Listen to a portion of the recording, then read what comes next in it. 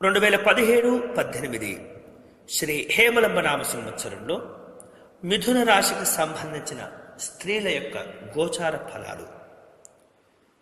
ఈ సంవత్సరం మిథున రాశికి సంబంధించిన స్త్రీల యొక్క గోచార ఫలాల విషయంలో వీరికి ఆదాయం 2, వ్యయము 11, అలాగే రాజపూజ్యం 2, అవమానం 4. ఈ సంవత్సరం స్త్రీలకు అనుకూలంగా ఉండకపోవచ్చు. నవంబర్ వరకు పరిస్థితులు కొంత బాగా ఉంటాయి. తదుపరి కొంత అనుకూలంగా ఉండకపోయే పరిస్థితులు కనిపిస్తున్నాయి. వేరువేరు రూపాలలో అనేకమైనటువంటి సమస్యలు వచ్చే సూచన ఉన్నది. ఉద్యోగంలో ఉన్నటువంటి వారికి సుదూర ప్రాంతాలకు బదిలీలు అవుతుంటాయి. అధికారులతో ఇబ్బందులు ఉండటం, రావటం, వాటి వలన రావలసినటువంటి ప్రమోషన్స్ ఆగిపోవటం జరుగుతుంది. అపనిందలు, నూతన సమస్యల్లో ఇరుక్కోవటం, కుటుంబ వ్యక్తులతో తగాదాలు, భర్తల విషయంలో అవగాహన లోపించటం, చీటికి మాటికి వైషమ్యాలు తదితరమైనటువంటి సమస్యలు పెరిగే సూచన కనిపిస్తుంది.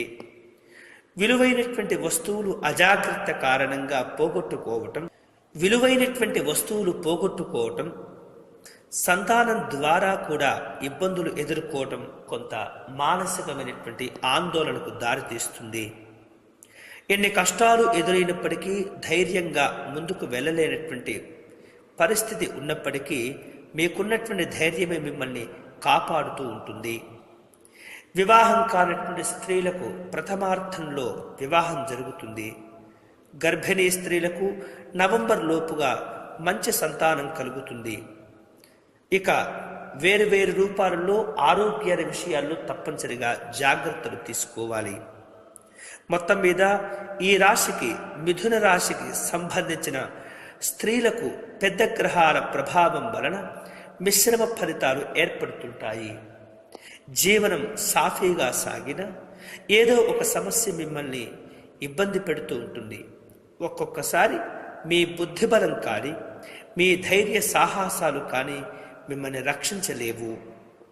ఇక అన్ని విషయాల్లో సమస్యలు తొలగించుకునే క్రమంలో మిథున రాశికి సంబంధించినటువంటి స్త్రీలు ఈ సంవత్సరము చేయవలసినటువంటి పరిహారాల విషయంలో మంగళవారం, శనివార నియమాలు పాటించటం, వీలైతే శక్తి ఉన్నట్లయితే శనిగ్రహము, రాహుగ్రహాలకు జపము, హోమము, అలాగే తర్పణ శాంతులు చేసుకోవటం మంచిది.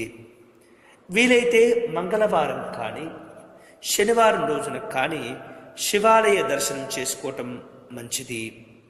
శ్రీశైల క్షేత్ర సందర్శన చేసుకోవటం, జాగరణ చేసుకోవటం వలన విశేషమైనటువంటి ఫలితాలు పొంది ఈ వీడియో వెంటనే మీ స్నేహితులకు షేర్ చేయవలసిందిగా ప్రార్థన. అంతేకాకుండా మా యూట్యూబ్ ఛానల్ దర్శనం టీవీని సబ్స్క్రైబ్ చేసుకోవటం మర్చిపోవద్దు.